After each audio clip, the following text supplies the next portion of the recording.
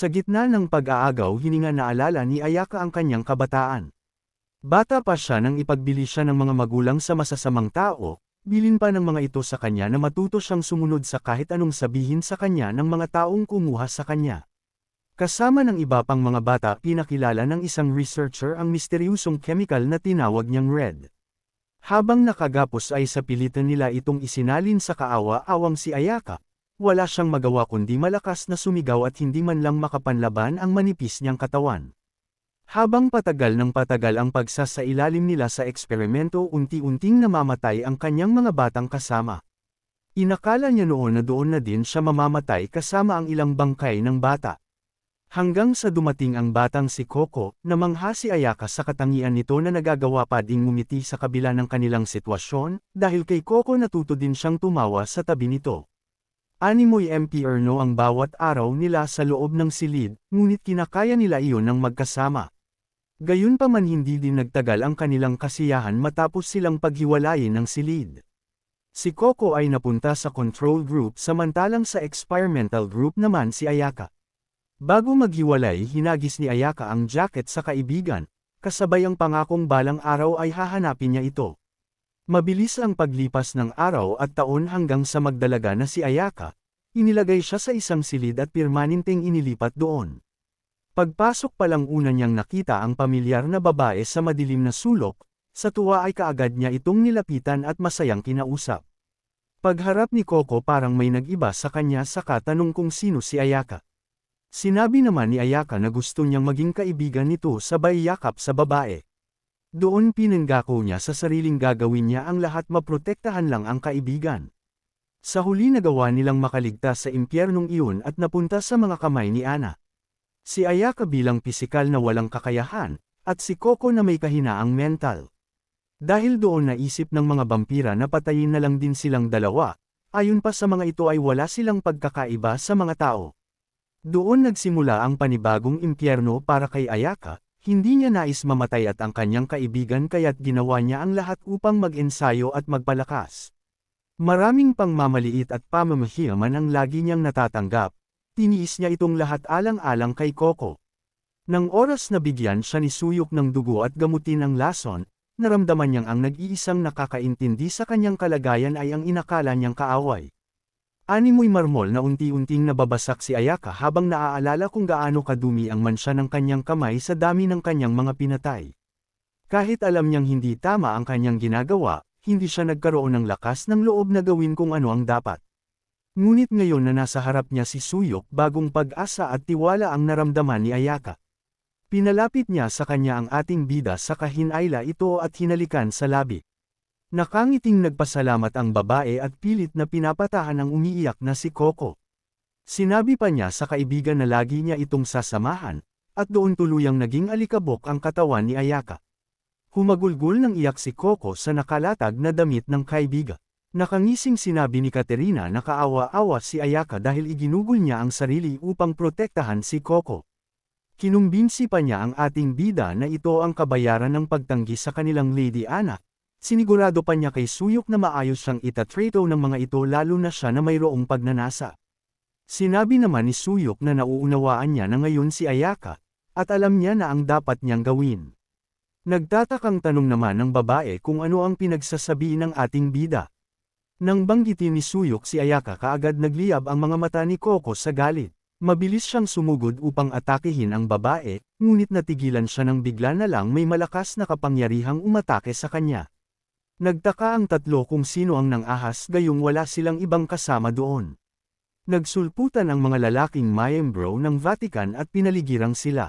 Tinawag ni Suyok ang babaeng dumating na nagliliwanag, saka pinaliwanag na hindi si Coco ang kanilang kalaban. Ngunit maging siya ay kaagad nitong inatake ng baril, mabilis namang naiwasan ito ni Suyok ngunit hindi mawala sa kanya ang pagtataka.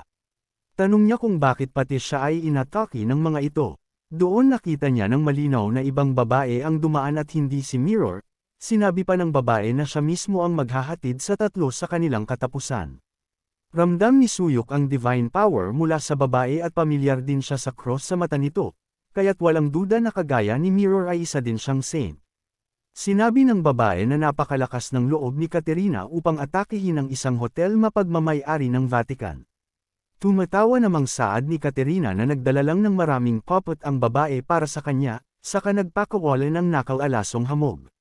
Agad namang inutos ni Suyok na pigilan ng mga lalaki ang kanilang hininga, upang hindi maapektuhan ng lason at hindi makontrol ni Katerina.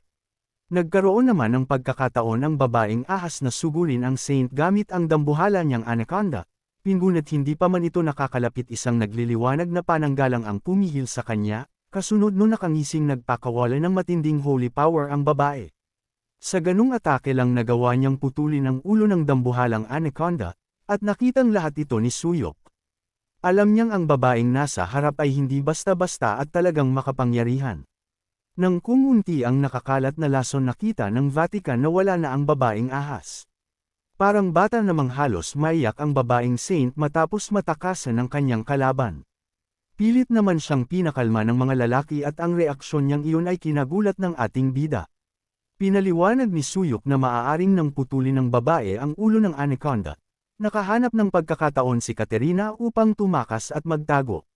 Doon lang kumalma ang saint at nakangiting nagpasalamat sa ating bida, plano niyang habulin ang tumakas na babae ngunit bago yun saad niyang kailangan niya munang dahil sa huling hantungan si Coco at Suyok. Kaagad hinayla ni Suyok si Coco upang iwasan ang mga bala mula sa mga lalaki, saad pa ng babae mabilis lang niyang papatayin si Suyok dahil mabuti naman itong vampira. Habang nakatago sigaw ni Suyok na hindi siya kalaban kundi kakampi ni Mirror. Hindi naman ito pinaniwalaan ng babae sa kasinabing hindi nakikipagtulungan ang Vatican sa vampira lalo na ang kanyang sister Mirror. Walang tigil sa pagpapakawala ng holy power ang babae at alam ni Suyok na hindi nila iyon kayang labanan. Napagtanto ng ating bidaan ang impormasyon tungkol sa kanya ay hindi pa naipapaalam ni Mirror sa iba, kaya't upang kumbansihin ang babae sinabi niyang sa room 1701 sila magkasamang nakatira ni Mirror. Biglang nagiba ang ekspresyon ng babae at nalaglag ang pangasagulat, sa nadinig niyang yung isang maduming larawan ni Mirror at Suyok ang naipinta niya sa isip. Namula ang buo niyang mukha saka tanong sa isip kung kailan pa ito nagsimula. Animoy na kuryente ang babae at damyugo ang ilong nang sabihin ni Suyok na ang suot na panloob ni Mirror ngayong araw ay kulay itim. Bumaba si Mirror sa itim na sasakyan sa harap ng hotel at ang una niyang napansin ay ang sirang pader at mga sasakyan. Patakbo siyang pumasok sa loob sa pag-alala at inis na sinamantala ng mga vampira ang kanyang pagkawala. Nasa isip niyang mawawala ng saysay ang ginawa niya kay Suyok kung makukuha lang ito ni Ana.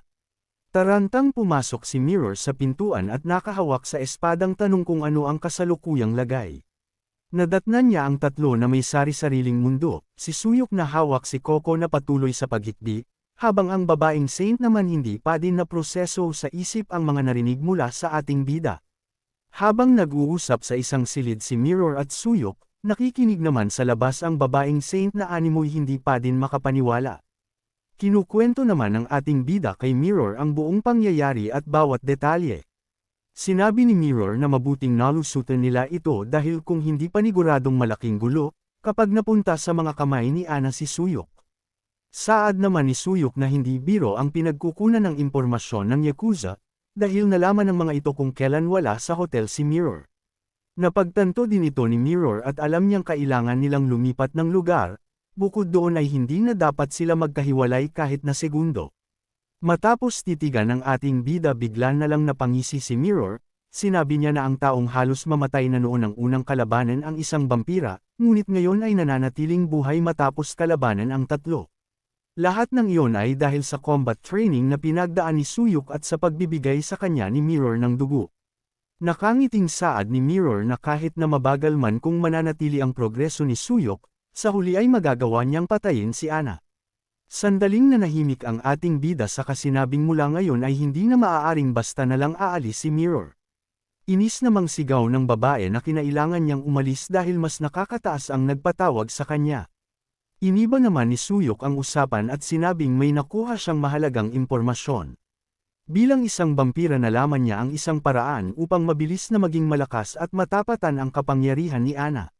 Bago namatay si Ayaka sinabi nito sa kanya na Ayaka na mas mapapabilis ang kanyang paglakas, kung dugo ng vampira ang kanyang iinuman. Dahil sa pamamagitan nito makukuha din ni Suyok ang taglay nilang kapangyarihan, at kapag naabot mo ang ilang mga kondisyon maaari pang dumagdag ang iyong abilidad. Nagdalawang isip naman si Mirror sa nadinig sa kasinabing hindi nila dapat basta paniwalaan ang ganito kaalagang impormasyon, dagdag pa niya na hindi malinaw na sinabi ni Ayaka kung ano ang mga kondisyon sa mga abilidad. Sinabi naman ni Suyok na kanina lang ay nasubukan niya na itong gawin. Dahil nang halikan siya ni Ayaka isinalin sa kanya nito ang dugo, at matapos iyon animoy bumagal ang paglapit sa kanya ng bala kaya't nagawa niya itong iwasan. 7 vampira ang meron si Ana bilang mga leader squad, at sa oras na iyon napagdesisyonan ni Suyok na uubusin niya ang dugo ng 7 vampira na ito. Doon naunawaan ni Mirror ang plano ni Suyok, at inakala niyang ito ang dahilan kaya't dinala ni Suyok si Coco kasama nila. Kaagad namang kinontra ni Suyok ang nasa isip ng babae sa kasaad na mapapakinabangan nila si Coco, dahil matindi ang galit nito kay Ana sa pagkamatay ng kanyang kaibigan. Napakapit naman sa noo si Mirror na para bang nadagdag lalo ang kanyang problema. Salaysay niya kay Suyok na isa sa kanilang problema ang gaganaping Bishop Council. Isang pagtitipon kung saan magsasama-sama ang mga bishop ng Vatican na karaniwang pinag-uusapan ay ang puwersa ng kalaban, ngunit ngayon ang kanilang paksa ay walang iba kundi si Kim Suyok.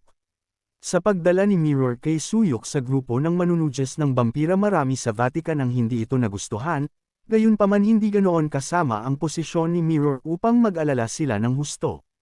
Bagaman dinala niya noon si Suyok doon upang mabantayan, ngayon ay unti-unti nang nagtitiwala ang babae sa ating bida. Matapos yon sinabi ni Mirror na handa na siyang ibigay kay Suyok ang reward nito sabay hawak sa kwelyo ng damit at sinabing kumain na ang ating bida. Nang madinig ito ng babae mula sa labas ng pinto muling namula ang kanyang mukha, pilit niyang nilalabanan ang senaryong pumapasok sa kanyang isip. Tumayo naman si Suyok upang lumapit kay Mirror sa kasaad na paano itong magiging reward kung araw-araw itong binibigay sa kanya ni Mirror. Muling napalingon sa pinto ang babaeng saint at gulong-gulo sa kanyang naririnig. Habang sinisip-sip ni Suyok ang dugo ni Mirror sinabi ni Mirror na malaki na ang pinagbago ni Suyok, hindi na siya ang dating Suyok na nag-aatubili na gawin sa kanya ang bagay na iyon. Sinabi naman ni Suyok na sabihin lang ni Mirror kung hindi na nito makayanan ang kanyang ginagawa. Napatayo ang babaeng saint sa sobrang gulat ang tanging naiisip niya ay kalaswan ang ginagawa ng dalawa sa loob ng kwarto.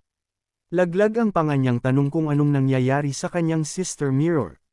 Nadinig muli niyang sinabi ni Mirror na ayon kay Suyok ay mas maganda kung madami, kaya't tanong niya sa ating bida kung tatawagan din ba niya si Lucia. Halos masiraan ng bait ang babaeng saint nang madinig ang kanyang pangalan, parang kamatis sa pula ang mukha nito maisip pa lang niya na isasali siya ng dalawa sa kanilang ginagawa. Bilang isang saint hindi niya lubos maisip na gawin ang bagay na iyon kasama si Suyok, sa sobrang pag-iisip hindi niya namalayang tumutulo na ang dugo niya sa ilong. Biglang binuksan ni Mirror ang pinto upang tanungin sana si Lucia, ngunit tumambad sa kanya ang tulala at dabwang babae na nakahandusay sa sahig.